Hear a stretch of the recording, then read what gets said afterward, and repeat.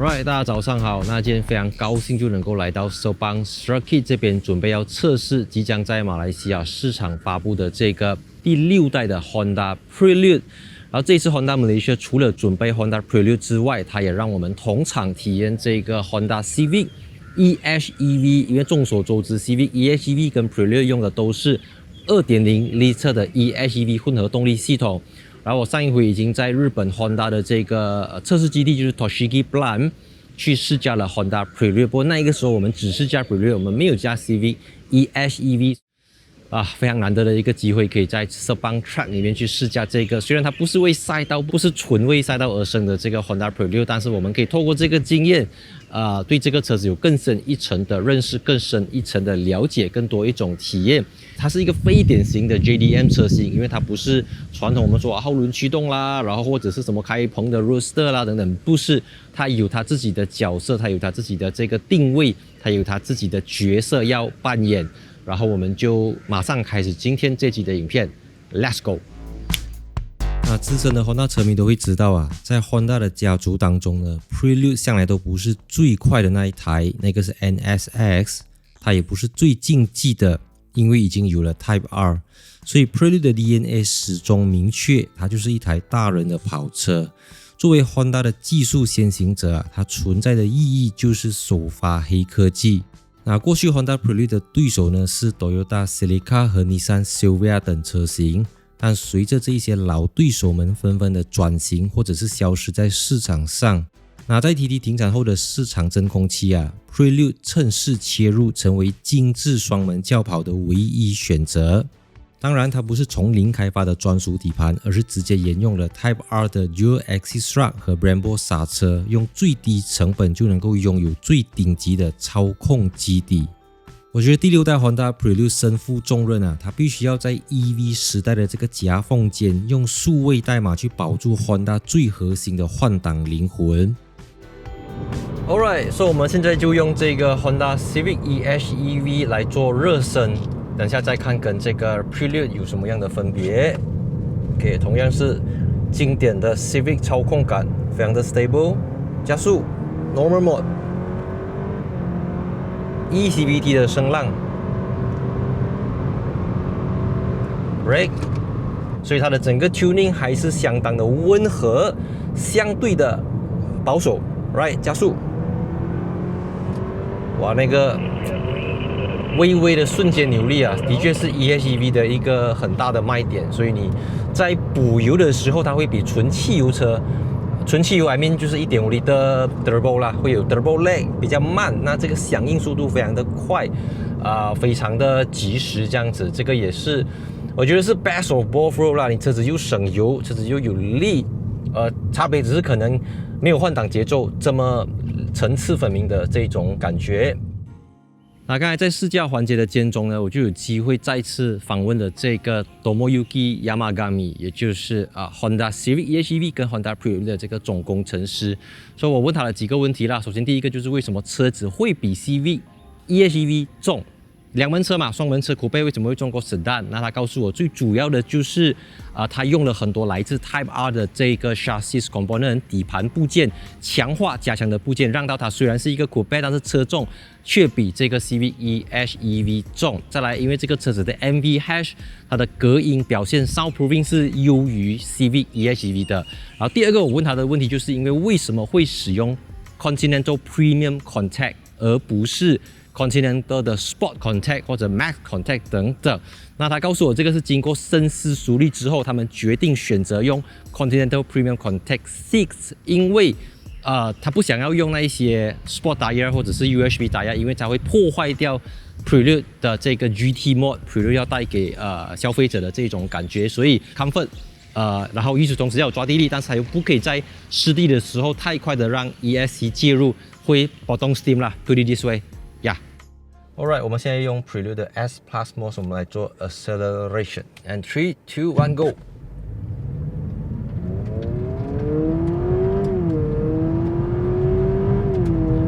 Those cones there can start to brake firm, but not emergency.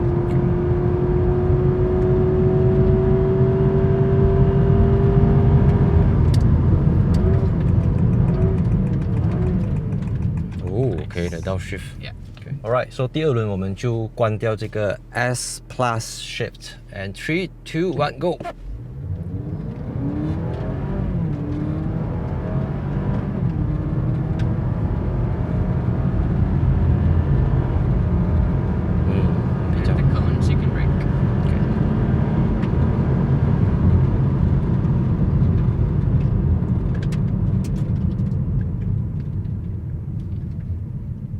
Very calm.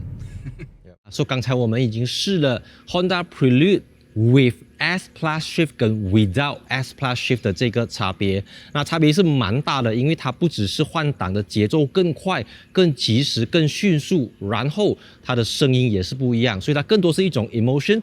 因為這個 S Plus Shift 啊，它在不增加車重的情況下，純粹是電腦 tuning， 當然要配合一些 hardware 啦。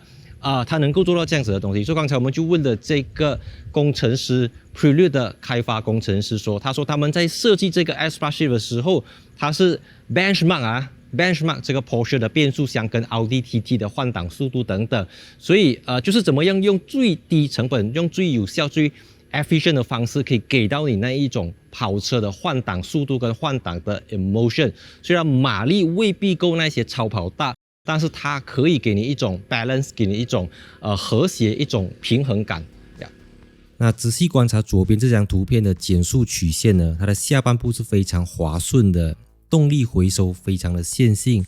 但是你看右邊那張圖，注意看右下角那個鋸齒狀的藍色區塊，這代表在減速的過程中啊，馬達會刻意的製造出一頓一頓的阻力，每一格鋸齒都對應一次的虛擬退檔。所以當你踩下剎車或者是撥動這個撥片降檔的時候，身體會感受到一股往後拉的牽引力。所以這個電腦呢，會無時無刻的偵測你的油門深度、剎車力道、過彎的側向 G 值，還有道路的坡度，像讀心術一樣幫你自動切換到一個最完美的虛擬檔位。Alright， 現在就到今天的這個試駕環節的最精彩的部分，就是下 track 那些 full lap、half lap 啦。重點就是可以給我們用3種不同的駕駛模式去感受這個第6代的 Honda Prelude。So let's go。OK， 非常的溫柔，非常的柔和。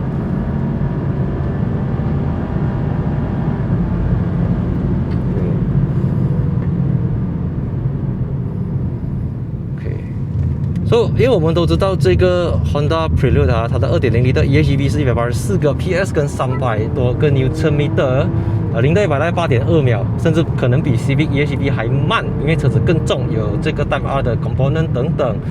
但是你駕駛起來的時候，你會覺得是很不同的 character， 很不同的個性。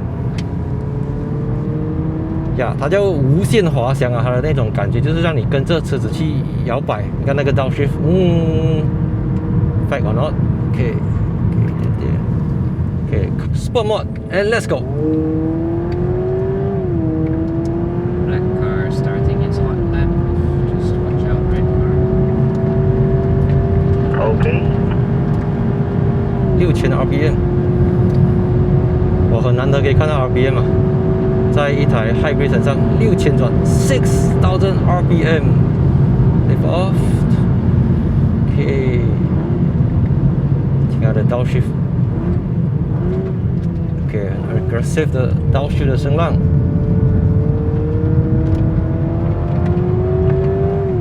哇，它不只是聲浪有變化throttle response， 整個 input output。OK， brake， 然後它的整個 center of gravity 是比 Civic 低很多的，而且，你會明顯的 feel 到啊，它的這個 chassis 是 over engineer 啊，就是它可以 handle 更多的 horsepower， 更多的 torque。把 Honda 要做一個 GT cars， 它要做一個 coupe， 而不是做一個 aggressive 的hot coupe whatever 這樣子，所以那個感覺是。我覺得還是相當的協調 ，even 我們在 Sport Mode 啊，它都不像那一種傳統的 JDM， 所以我說它是非典型的 JDM， 因為一般上 JDM 都是比較 hardcore， 比較偏執這樣子，所以它是一個比較理性，比較知性的一種 coupe， 它絕對不是你傳統意義上認識的 Honda。当然，我们看回去过去 Honda Prelude 它向来都不是 Civic Type R 這樣子的 character。Prelude 有 Prelude 自己的這個角色。Go。OK。那說實在話，這個車子它的這個 top speed 是180 km/h。呀，不快，因為這不是他要追求的東西，他追求的不是 top speed，追求的不是只有200，他追求的是車子的 balancing。呀，這是我第2次在 track 上面開真正的 track 上面開這個 Honda Prelude， 第一次是在 Honda Japan 的 Tochigi Plan， 但 Tochigi Plan 那個更加的刁鑽，因為那個是 test track， 這個是 proper track， 所以那個車子的表現不同，所以我覺得這個對他來講會有一點。馬力很明顯是不夠啦，你知道嗎？184 PS 你可以做什麼東西呢？你要在Sepang怎樣超跑都要有一個200多匹了 ，OK？ 所以呀 ，of course， 我每一種試駕都會有不同的訴求，都會有不同的追求。只是說這個 Honda Prelude EHEV 呢，它可以讓你看到它這一面 ，OK？ 那未來有機會，我們可以讓大家看到它在公路上比較文明、比較斯文、比較怎麼講？比較平易近人的一面 ，OK。我們來看它的那個 spectrum 啊 ，OK， 就是它的 spectrum 可能就集中在 Comfort、GT、Touring 那一 side， 所以動力可以有足夠隨傳隨到。但你講很多嗎？沒有。你講很暴力嗎？沒有。很快嗎？沒有。它給你一種很 premium 的 coupe 的感覺 ，which 是當下日本 coupe 比較少，或者說沒有人做的這個賽道，這是一個真空地帶。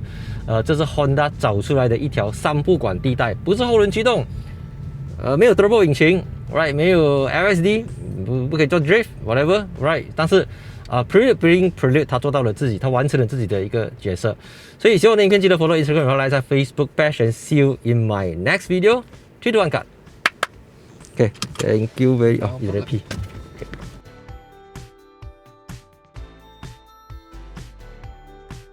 爸爸，你有嫁過新娘嗎？有啊，嫁過了啊。嫁了啊。爸爸，你要買很大了。爸爸。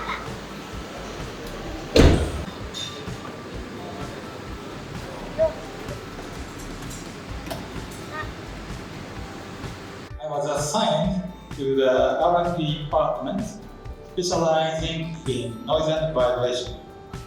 My first assignment to the development project was the 9th generation Accords for the 2013 model.